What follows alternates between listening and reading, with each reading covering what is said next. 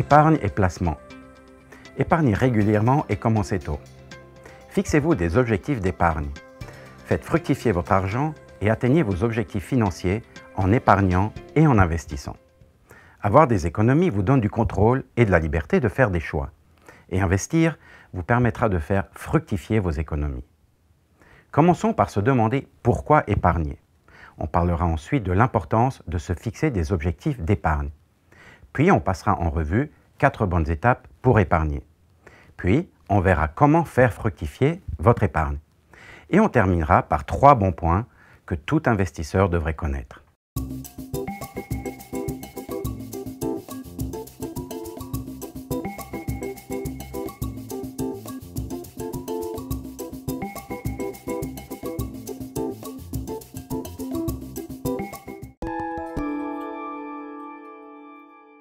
Nous avons tous des bonnes raisons d'épargner.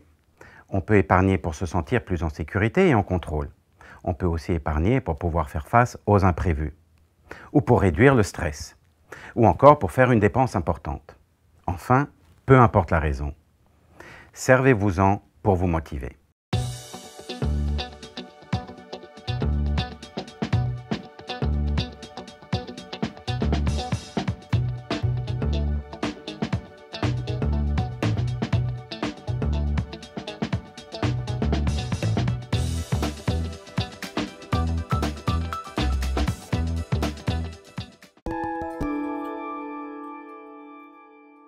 Les Canadiens épargnent peu, soit 5% de leurs revenus, selon les dernières statistiques. Idéalement, vous devriez essayer d'épargner au moins 10% de votre revenu. Pour vous motiver, fixez-vous des objectifs concrets, comme un montant spécifique à atteindre et le délai pour y arriver. Évitez les objectifs vagues du genre « je veux effacer mes dettes et économiser ». Ce genre de but ne fixe ni montant ni délai, et vous ne le suivrez pas. Voici un objectif concret.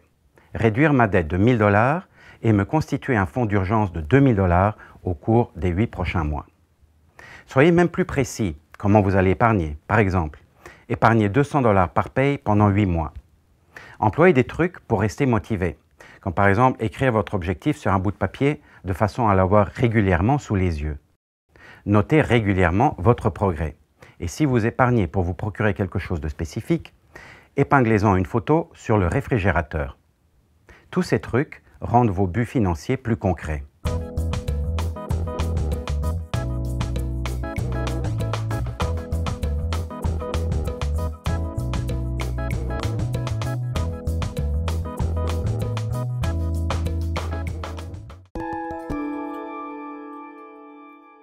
Pour épargner, il faut faire quelques efforts et planifier. Voici 4 étapes à respecter pour épargner efficacement. Première étape. Constituez-vous un fonds d'urgence. Vous devrez épargner l'équivalent d'au moins 3 à 6 mois de salaire net pour être en mesure d'affronter les imprévus. Conservez cette somme dans un compte d'épargne ou un placement facilement encaissable et n'y touchez pas, à moins d'une urgence. Deuxième étape. Payez-vous en premier. Considérez l'épargne comme n'importe quelle autre facture que vous devez payer chaque mois. Par exemple, mettez de côté 10% à chaque paye. Troisième étape. Prenez des dispositions pour effectuer des transferts de fonds automatiques dans un compte d'épargne. C'est une façon facile d'épargner. Et quatrième étape, faites fructifier votre épargne. Déposez votre argent dans des outils de placement qui rapportent le meilleur taux d'intérêt possible et avec un niveau de risque qui vous est confortable. Avec le temps, vous profiterez de l'intérêt composé. L'intérêt composé, c'est l'intérêt payé sur le dépôt initial et sur l'intérêt qui s'ajoute au dépôt initial à mesure qu'il s'accumule. Vous faites donc de l'intérêt sur l'intérêt, ce qui fait grimper plus rapidement votre placement.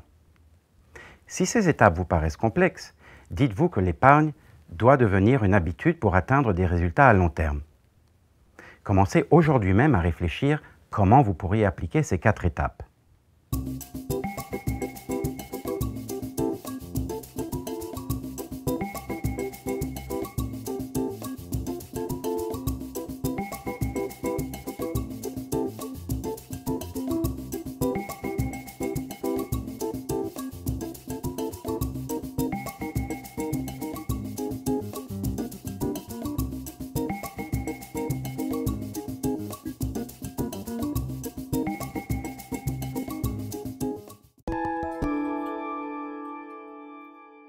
Maintenant, nous allons voir différentes façons d'investir. Chaque investissement comporte un degré de risque. Vous pourriez ne pas faire d'argent ou même en perdre. Avant de choisir votre placement, évaluez votre niveau de tolérance au risque. Plus un placement est risqué, plus son rendement est élevé. Si vous êtes prêt à perdre de l'argent afin d'obtenir un rendement potentiel plus élevé, alors vous avez un niveau de tolérance élevé face au risque.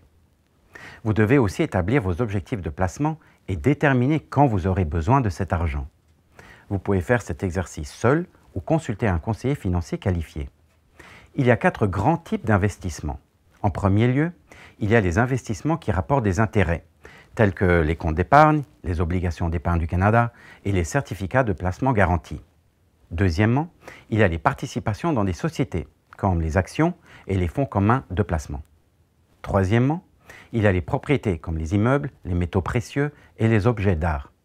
Et quatrièmement, il y a les placements directs dans une entreprise. Examinons maintenant quelques-unes des options d'investissement possibles avec ces différents outils.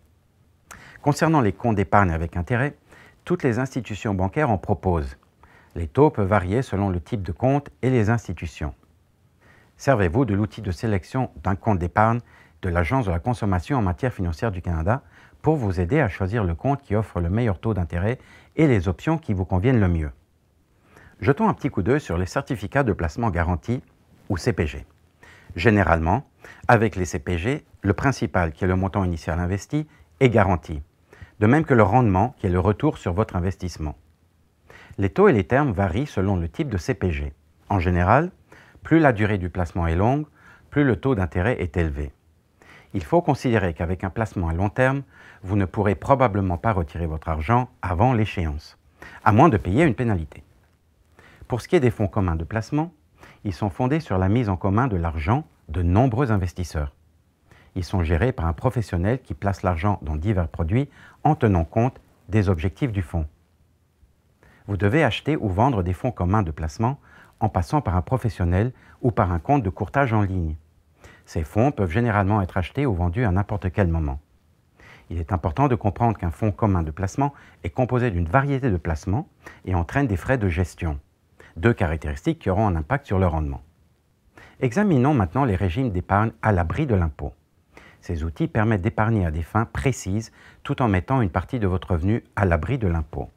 Le RER, le régime enregistré d'épargne retraite, vous permet d'épargner pour la retraite et les contributions sont déductibles d'impôt. Ce qui veut dire que votre contribution peut être déduite de votre revenu imposable pour une année donnée. De plus, vos épargnes vont croître à l'abri de l'impôt jusqu'au moment où vous allez commencer à retirer l'argent.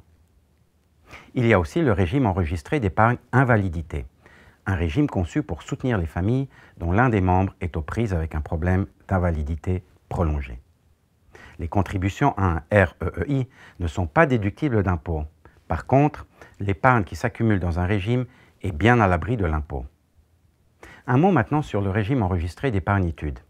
Un REEE permet d'épargner pour payer les études postsecondaires d'un enfant. Ces contributions ne sont pas déductibles d'impôt, mais l'épargne qui s'accumule dans le régime est cependant à l'abri de l'impôt. Enfin, il y a le compte d'épargne libre d'impôt, le CELI. Les contributions ne sont pas déductibles d'impôt, mais les revenus d'intérêt ou autres types de gains ne sont pas imposables. Un CELI peut être composé d'argent comptant, d'obligations, de CPG, d'actions et de fonds communs de placement. Pour en apprendre davantage à propos des régimes enregistrés d'épargne et des programmes d'investissement, consultez le site web de l'ACFC.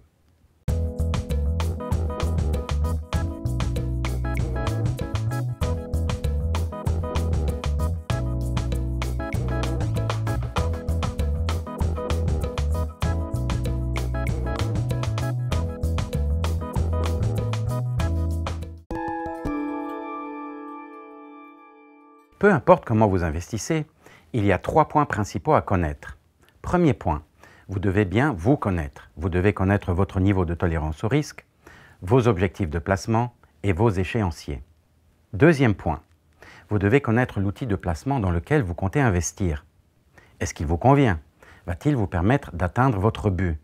Quels sont les frais encourus? Et troisième point, vous devez connaître votre conseiller financier.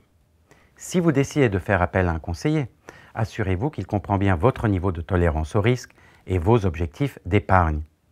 Vérifiez s'il possède les qualifications nécessaires pour vous conseiller.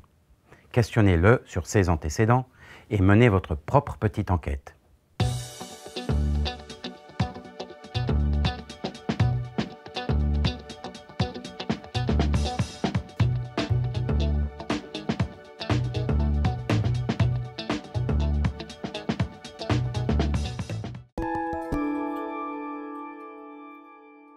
Pour conclure, résumons ce que nous avons appris.